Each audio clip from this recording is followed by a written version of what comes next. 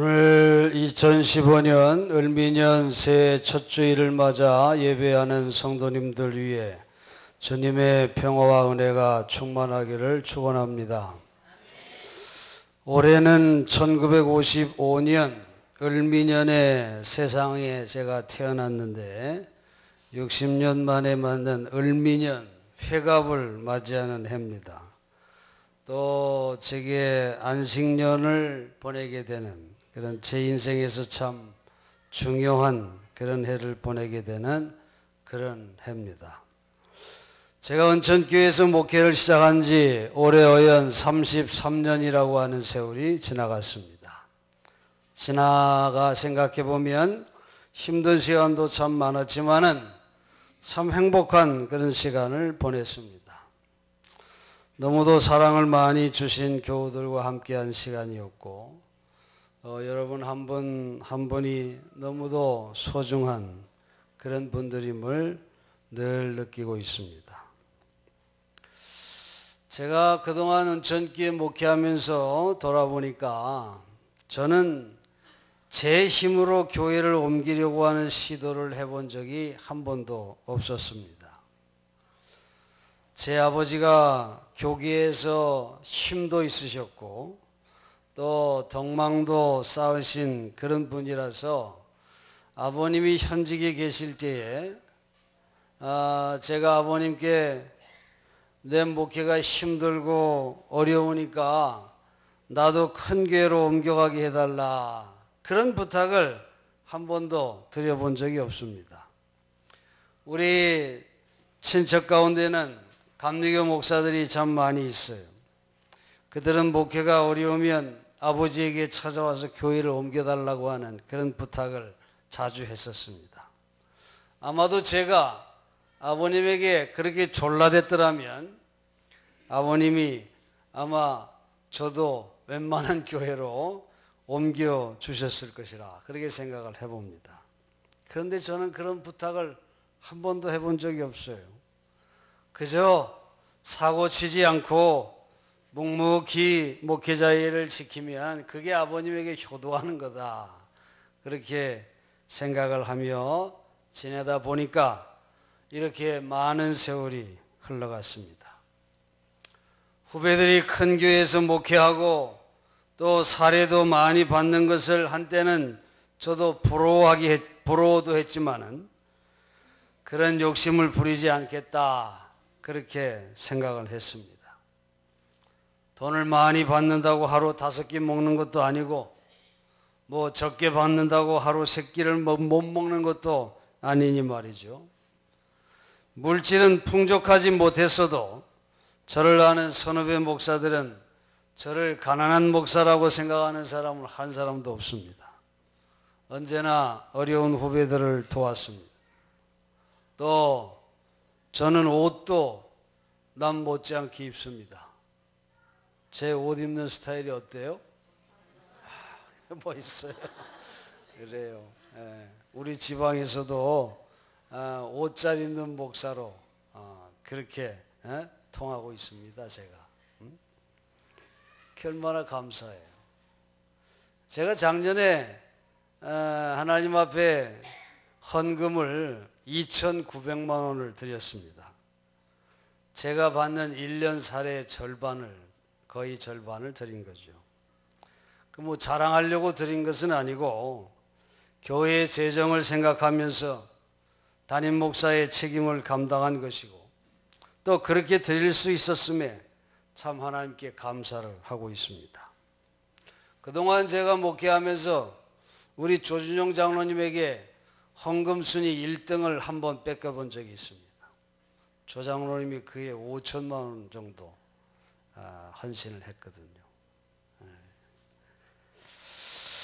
근데 제가 이 부분에 대해서 요즘은 회개하면서 기도하고 있어요.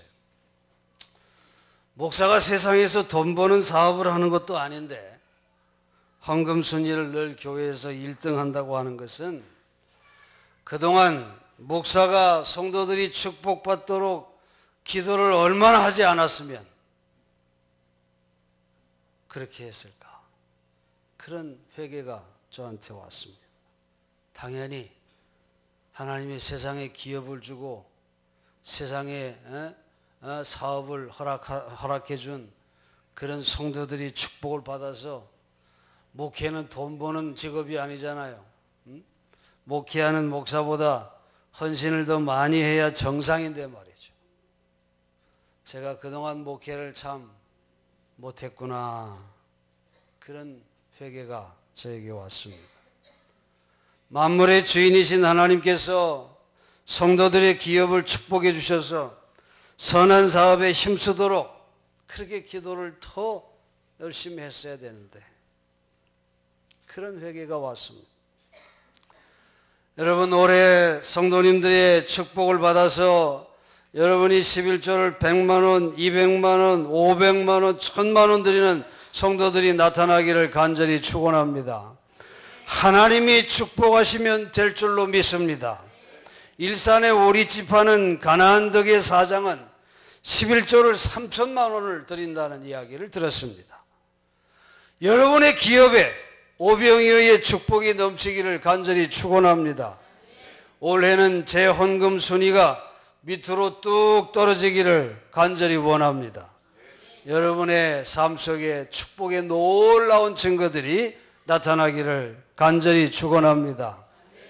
제가 올해 안식년을 보내는 동안 저를 계속 못 만날 거라고 생각하지 마십시오.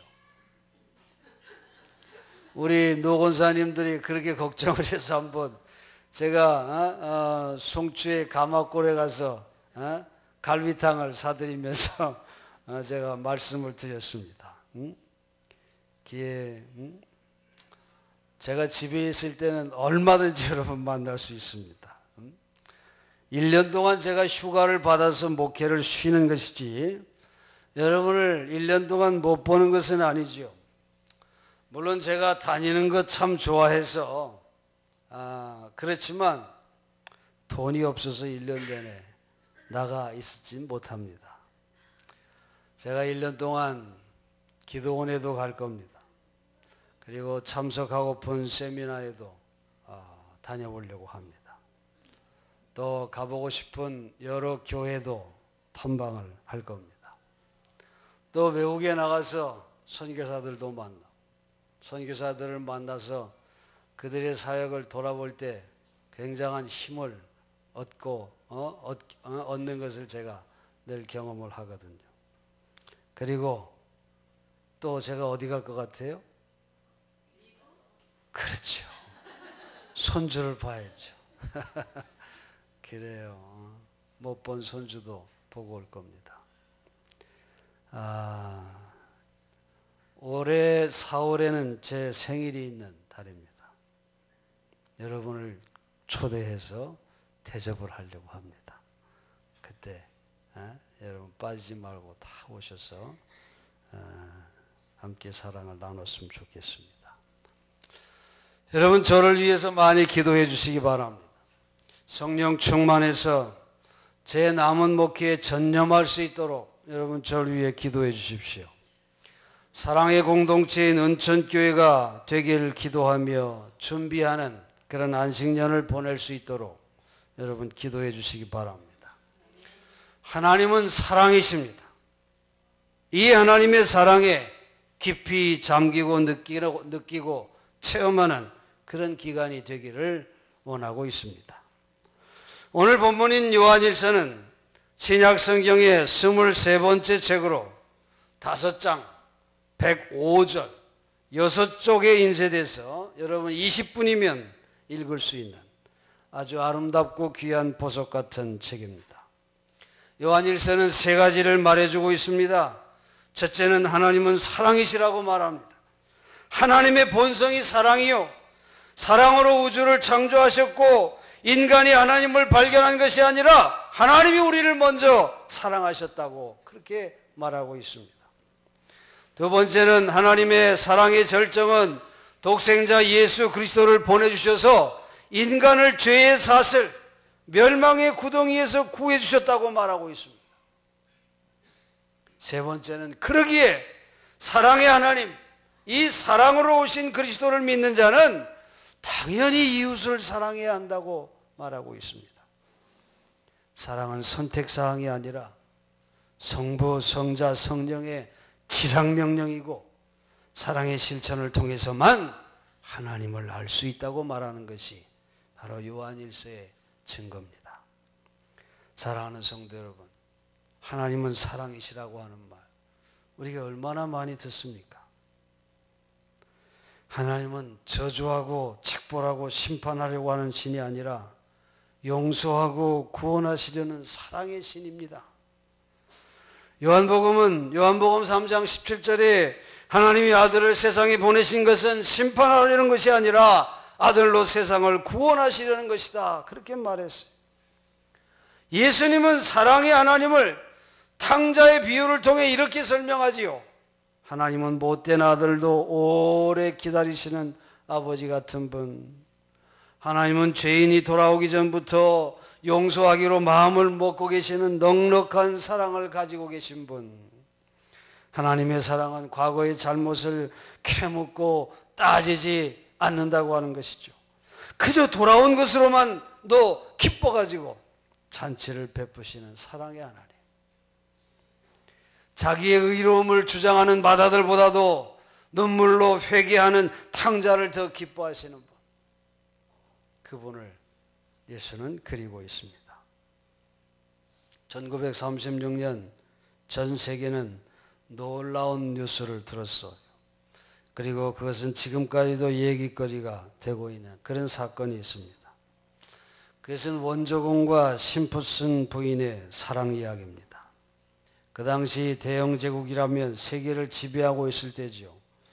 원조공 에드워드 7세는 대영제국의 왕이 된 지 8개월 만에 왕관을 벗어던지고 스페인으로 달려가서 이혼녀인 심푸슨 부인과 결혼을 했던 것입니다.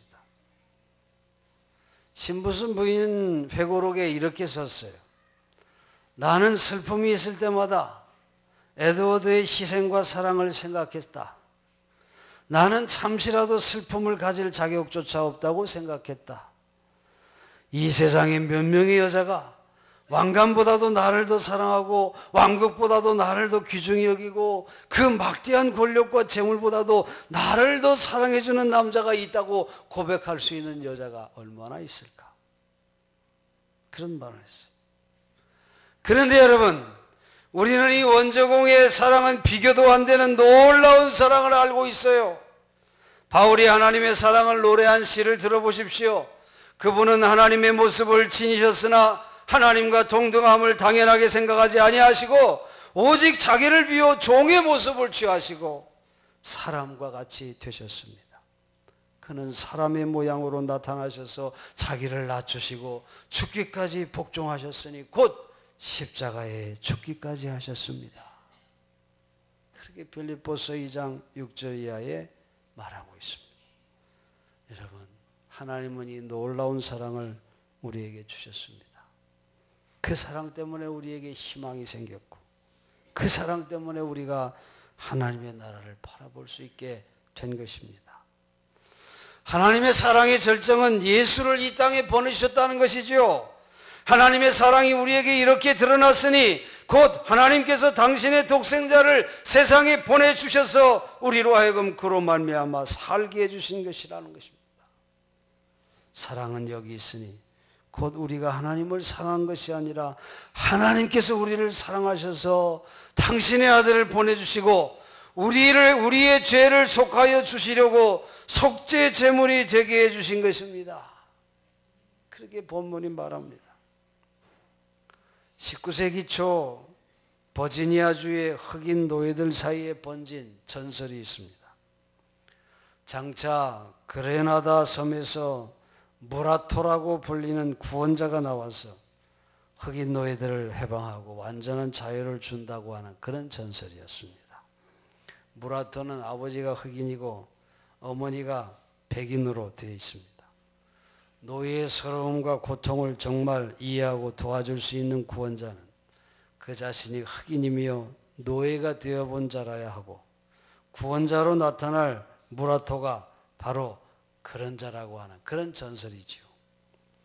그러나 여러분, 무라토는 이미 2000년 전에 우리 인류 앞에 등장했습니다. 사람의 몸을 입고 오신 하나님은 십자가에서 속죄의 피를 흘리심으로 그 사랑을 나타내셨어요. 우리는 새해를 맞을 때마다 나를 참으시고 용서하시고 아주 끊어버리지 않으시고 다시 또 새해 기회를 주신 하나님을 생각하면서 우리가 감사의 고백을 하지 않을 수가 없습니다.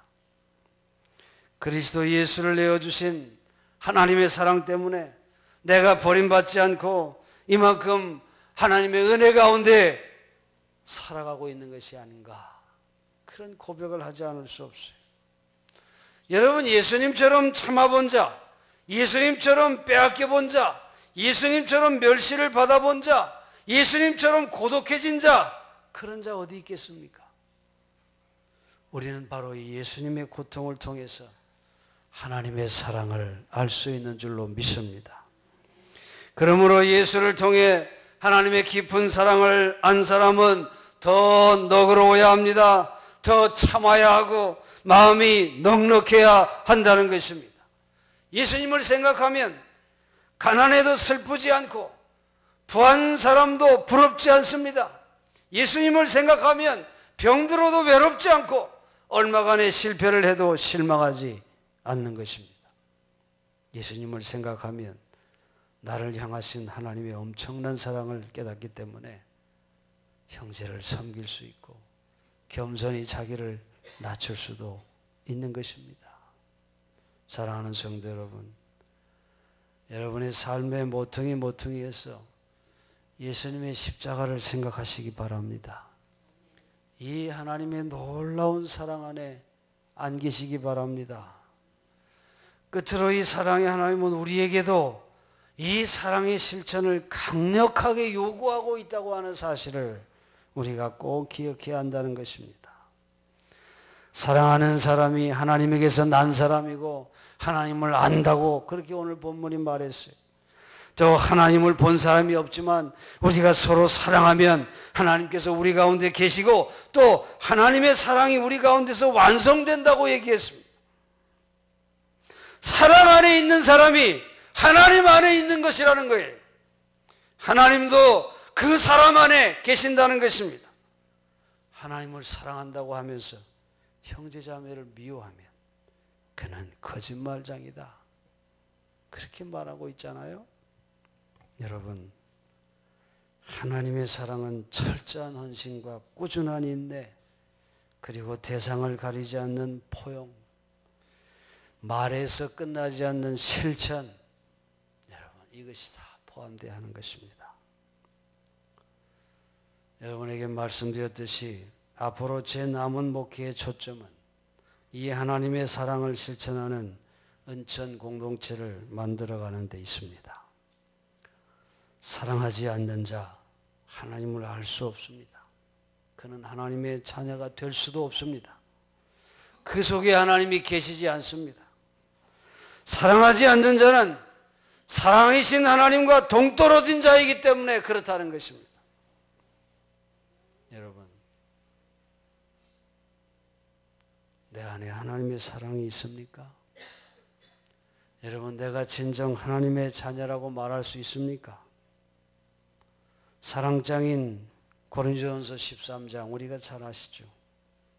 천사의 말을 해도 사랑이 없으면 시끄러운 꽹과리 같고, 산을 옮길 만한 믿음이 있다고 해도 사랑이 없으면 나는 아무것도 아니다, 그렇게 말하죠. 우리가 너무도 잘 알고 있는 이 사랑의 노래지만, 여러분, 다시 한번 내가 사랑하며 사는 참 온전한 하나님의 자녀인지, 내가 과연 내 안에 하나님의 사랑을 가지고 있는 그런 하나님의 백성인지, 그래서 우리가 다시 한번 돌아보고 점검해보는 그런 오늘이 됐으면 좋겠습니다. 고린도전서 13장에 있는 사랑의 노래 다시 한번 제가 여러분에게 들려드리겠습니다. 사랑은 오래 참고 친절합니다. 사랑은 시기하지 않으며 뽐내지 않으며 교만하지 않습니다.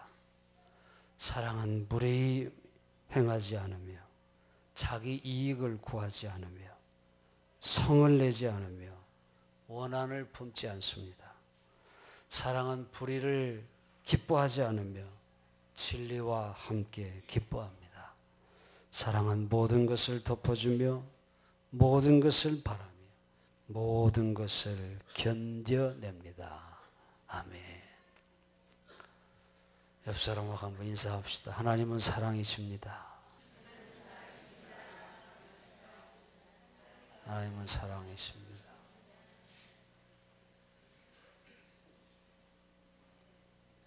여러분, 우리 가슴에 정말 이 말씀을 꼭 가슴에 품고 옆 사람 눈 보면서 사랑합니다 한번 더 얘기해 봅시다. 사랑합니다.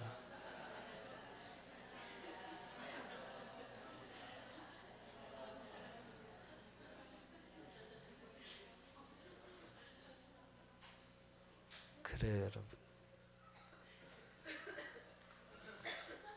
사랑하지 않는 사람은 하나님의 자녀가 아니라고 했습니다. 얼마나 무서운 말씀이에요. 그렇지 않아요? 솔직히 우리가 보면 어떤 사람하고는 교제 안 했으면 딱 좋겠다. 그런 생각 들 때 있잖아요. 그러나 여러분, 미워해서는 안 됩니다. 우리가 적극적인 사랑을 어떤 이에게 못한다 할지라도 그를 위해 기도해야 합니다. 사랑하는 마음을 갖게 해달라고 기도해야 됩니다. 그렇게 하지 않는 사람은 형식적으로 신앙생활 하는 사람이에요. 그런 사람 하나님을 왜 믿는지 그런 신앙생활을 할 필요가 없습니다. 오늘 이 말씀을 여러분 2015년 꼭 여러분 마음에 새기시고 이 한 해 승리하시기 바랍니다. 그래서 서로 사랑하시고 하나님의 자녀됨을 나타내는 그런 복된 한 해가 되기를 간절히 축원합니다. 여러분, 부모가 집에 안 계실 때 자녀들이 서로 사랑하고 화합하는 모습이 부모가 제일 기뻐하는 것입니다. 아멘입니까? 제가 한 해 쉬는 동안 우리 은천교회 성도들이 사랑의 소식만 들려오기를 간절히 원합니다. 네? 부모가 집에 오는데 자식들이 맨날 쌈박질하면 그 부모가 마음이 편하겠습니까? 그래요. 여러분, 뜨겁게 사랑을 나누고 사랑을 훈련하시고 정말 우리 은천교회 하나님이 기뻐하시는 사랑의 공동체 만들어가는 그런 여러분 꼭 되시기를 제 이름으로 간절히 축원합니다. 기도하겠습니다.